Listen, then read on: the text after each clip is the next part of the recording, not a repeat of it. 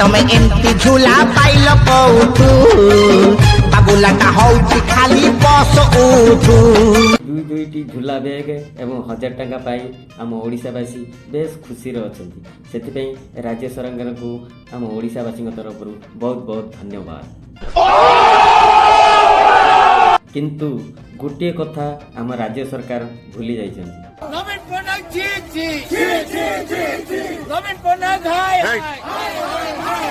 हाँ से चिटफंड टंका केबे फेरस्त पाइबे ओडिशावासी आपन को मन पकाई देले। बाप रे ये तो धोती खोल रहा है।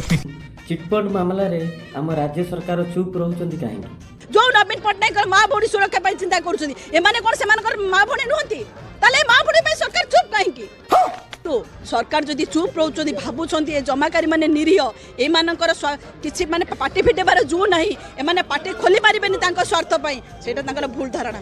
किछि मास होला गोटे परे गोटे दाबी आम राज्य सरकार पूर्ण करि चलिछंती एई दाबीटी मध्ये पूर्ण करिवे बोली आमनकर आशा। नहीं सारुण के यहाँ कुछ तो गड़बड़ है, जरूर कोई ना कोई गड़बड़। जदि निर्वाचन पूर्व सरकार कौन सी फेरबार व्यवस्था न करती आज जो ट्रेलर आपण सोनपुर माटे देखिले भुवनेश्वर फिल्म देखा रेडी हूँ।